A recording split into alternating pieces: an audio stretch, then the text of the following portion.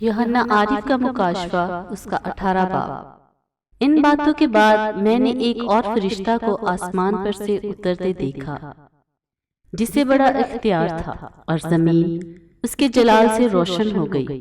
اس نے بڑی آواز سے چلا کر کہا کہ گر پڑا،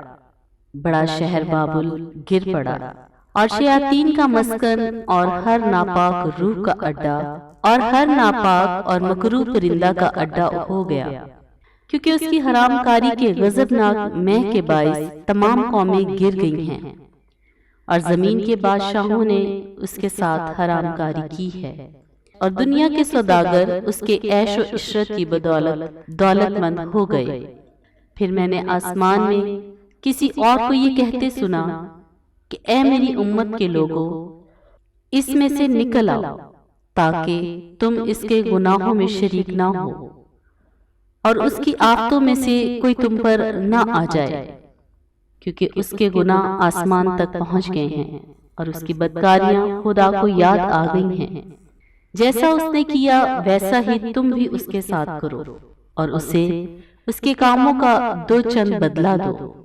جس قدر اس نے پیالہ بھرا تم اس کے لیے دگنا بھر دو، جس قدر اس نے اپنے آپ کو شاندار بنایا اور عیاشی کی تھی، اسی قدر اس کو عذاب اور غم میں ڈال دو، کیونکہ وہ اپنے دل میں کہتی ہے کہ میں ملکہ ہو بیٹھی ہوں، بیوہ نہیں، اور کبھی غم نہ دیکھوں گی۔ اس لیے اس پر ایک ہی دن میں آفتیں آئیں گی، یعنی موت اور غم اور کال،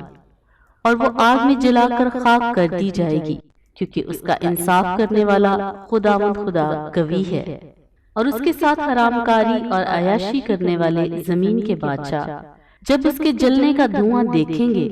تو اس کے لیے روئیں گے اور چھاتی پیٹیں گے، اور اس کے عذاب کے ڈر سے دور کھڑے ہوئے کہیں گے، اے بڑے شہر، اے بابل، اے مضبوط شہر،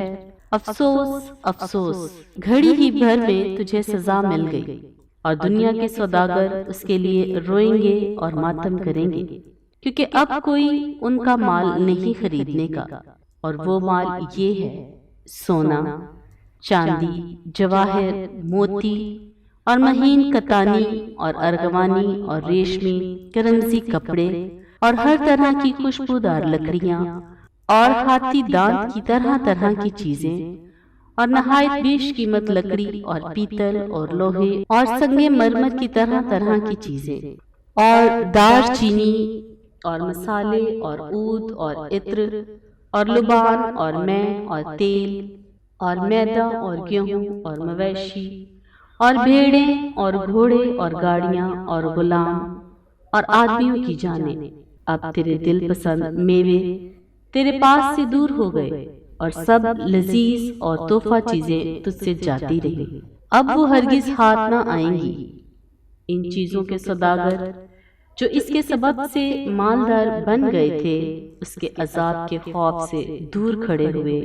روئیں گے اور غم کریں گے، اور کہیں گے، افسوس افسوس، وہ بڑا شہر جو مہین کتانی اور ارغوانی اور کرنزی کپڑے پہنے ہوئے اور سونے اور جواہر اور موتیوں سے آراستہ تھا، گھڑی ہی بھر میں اس کی اتنی بڑی دولت برباد ہو گئی،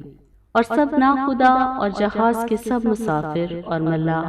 اور جتنے سمندر کا کام کرتے ہیں جب اس کے جلنے کا دھواں دیکھیں گے تو دور کھڑے ہوئے چلائیں گے اور کہیں گے،